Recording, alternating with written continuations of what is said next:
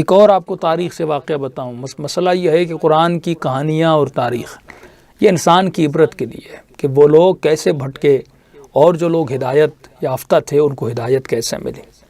تو جنگ احد آپ کو پتہ ہے کہ ایک ایسی جنگ تھی جو جیتی ہوئی جنگ مسلمانوں نے ہاری تھی، وہ صرف ایک نافرمانی کی وجہ سے. اگر وہ ایک نافرمانی وہاں نہ ہوتی مسلمان کتنے سرخرو ہوتے. رسول خدا نے 70 لوگوں کو ایک پہاڑی پہ روک دیا. ایک پہاڑی تھی جس کے اطراف سے ایک چھوٹا سا پتلا سا راستہ گزرتا تھا. تو رسول خدا نے فرمایا کہ تم 70 لوگ اس پہاڑی کی حفاظت کرنا اور یہاں سے ہلنا بھی مت. یہاں تک فرمایا اگر تم مسلمانوں کے لشکر کو دیکھو کہ وہ دشمن کے لشکر کو اتنا پیچھا کریں کہ وہ جا کر مکے کے دروازے تک پہنچ جائیں، پھر بھی تم پہاڑی کو مت چھوڑنا. اور اگر تم یہ دیکھو کہ کفار کا لشکر مسلمانوں کے لشکر کا اتنا پیچھا کرے کہ وہ مدینے کے دروازے تک آ جائیں، پھر بھی تم اس پہاڑی سے مت اترنا. جب تک میں تمہیں حکم نہ دوں تمہیں پہاڑی سے ہلنا نہیں ہے. اب مسئلہ کیا ہوا کہ نیچے جو مسلمانوں کا لشکر تھا، یہ عجیب جنگ تھی، بہت جلدی وہ لوگ جو ہیں ہار گئے. اور وہ سامان بھی اپنے ساتھ بہت لائے تھے کیونکہ ان کو ایک بہت لمبی جنگ کی انہوں نے پلاننگ کی تھی کہ ہم مدینے کے دروازے تک جائیں گے اور میں بھی وہاں پر یہ مسلمان دفاع کے لیے دروازے بند کر دیں اور ہمیں وہاں پہ شاید کئی دن ہمیں رکنا پڑے. تو لہٰذا یہ ہر سپاہی جو آتا تھا وہ اپنے ساتھ سامان لے کر آتا تھا، کھانے کا پینے کا. اب اس میں بکریاں بھی ہوتی تھیں، تمام تر مویشی، ہر چیز ہوتی تھی. یہ جو 70 لوگ پہاڑ پہ کھڑے ہوئے تھے انہوں نے تھوڑی دیر میں دیکھا کہ میدان میں گرد و غبار ہے اور دیکھا کہ چند مسلمان میدان میں بیٹھے ہوئے ہیں اور مال اٹھا رہے ہیں. وہ کافر تو مکے کی طرف بھاگ گئے. اب انہوں نے آپس میں چند لوگ ایک دو انہوں نے آپس میں کہنا شروع کر دیا بھائی وہ تو چلے گئے مکے کی طرف. تو انہوں نے کہا تم لوگ یہاں کیا کر رہے ہو، جاؤ ان کی مدد کرو، اتنا مال غنیمت ہے. تو ان میں سے کچھ نے کہا ہمارا کیا جائے، وہ مکے تک جائیں، مکے میں داخل ہو جائیں، لیکن رسول خدا نے کہا ہے اپنی جگہ سے نہیں ہلنا. تو انہوں نے کہا کیسی عجیب آپ باتیں کر، رسول نے اس لیے کہا تھا احتیاطاً کہ شاید ہم جنگ ہار جائیں. یہ ہوا وہ تو سارے ہار گئے، وہ سارے میدان چھوڑ کے سامنے دیکھو تمہارے بھاگ رہے ہیں، یعنی جیتی ہوئی جنگ ہے. اب یہاں پر رکنے کا کوئی فائدہ نہیں ہے. ہاں تو یہ جو رکے ہوئے تھے وہ دوسرے ان کا مذاق اڑا رہے تھے.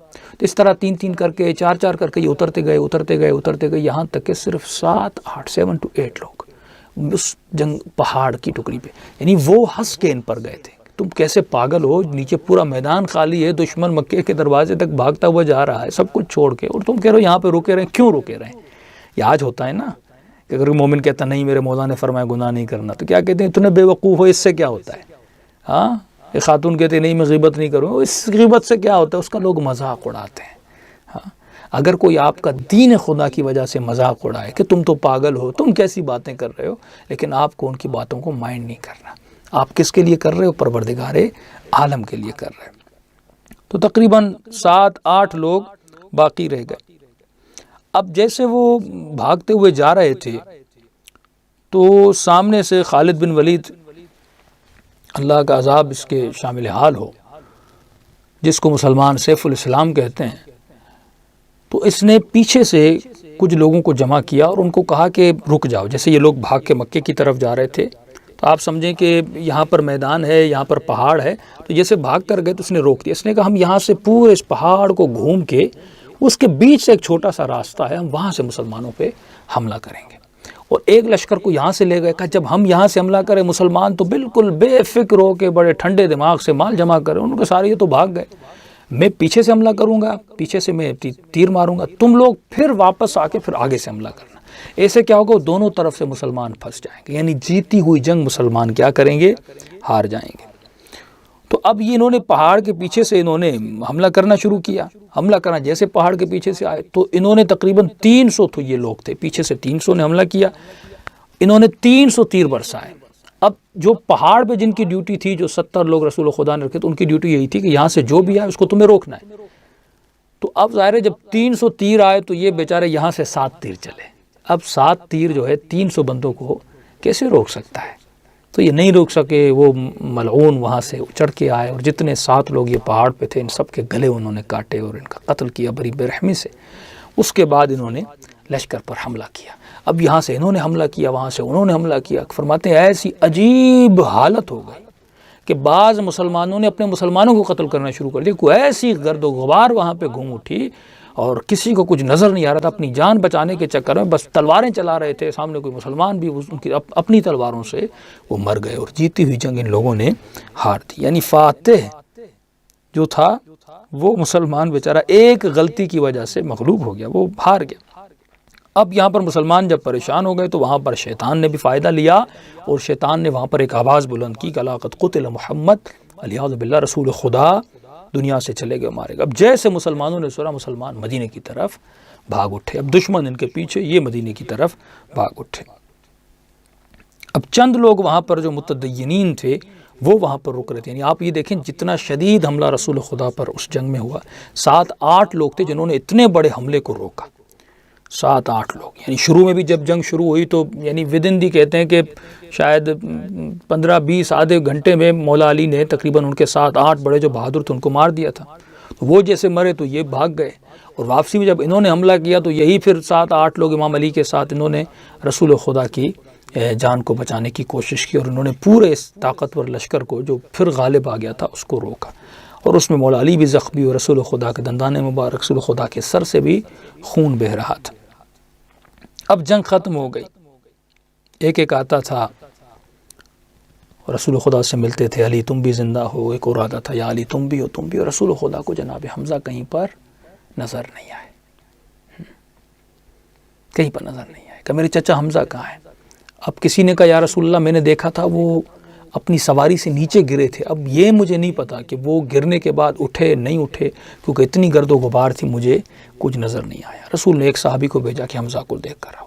اب یہ صحابی جیسے میدان میں آیا، اس نے جناب حمزہ کے لاشے کو دیکھا اور جنازے مبارک کو دیکھا، اور اتنی بری حالت تھی کہ اس نے کہا میں رسول خدا کو جا کر بتاؤں تو کیسے بتاؤں۔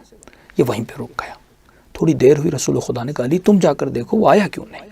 مولا علی جیسے آئے اور جناب حمزہ کے جیسے جنازے پر نگاہ پڑی تو مولا علی بھی رک گئے کہ رسول خدا کو کیسے بتاؤں۔ بہت محبت کرتے تھے رسول خدا اپنے چچا جناب حمزہ سے، وہ بھی رک گئے۔ اب یہاں پر رسول خدا نے کہا کہ میں خود جاتا ہوں۔ اب رسول خدا خود بھی زخمی ہیں، اس حال میں رسول خدا چلے اور ان کی آنکھ پڑی جناب حمزہ کے بدن پر۔ اتنا منقلب ہوئے رسول خدا، اتنا منقلب ہوئے، فرمائی یہ ایسا لمحہ ہے جو میری زندگی میں سب سے زیادہ، رسول خدا کے جملے فرماتے میری زندگی میں جتنی جنگیں ہوئی ہیں، یعنی جب سے میں پیدا ہوا ابھی تک، یہ واحد لمحہ رسول خدا فرماتے ہیں جو میری زندگی میں بہت دشوار تھا، اور یہ لمحہ میرے لیے بہت مشکل تھا، اور یہ لمحہ جنگ احد کا لمحہ تھا جب میں نے جناب حمزہ کے جنازے کو دیکھا۔ اب رسول خدا جنازے پر ہیں، دیکھیے نا بہت لوگ حج پہ جاتے ہیں نا، میدان احد ایک ایسا میدان ہے جہاں پہ جب مومن جائے یہ سیلفیاں یہ فوٹو مت لیا کریں۔ پہلے مومنین جاتے تھے، ہمیں استاد بتاتے ہیں کہ لوگ وہاں پہ جا کے گریا کرتے تھے، کیونکہ وہ زمین شہداء کی زمین ہے۔ ایک جنازہ نہیں زن محترم، 70 جنازوں کا مسلح کیا گیا تھا۔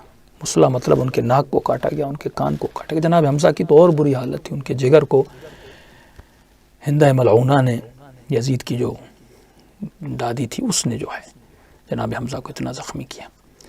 تو جب بھی جنگ میدان احد میں جائیں تو یہ کام نہ کیا کریں۔ جناب حمزہ کی جب زیارت کریں، ان ملعونوں نے جناب اتنی بڑی شخصیت کی قبر کو بھی خراب کیا۔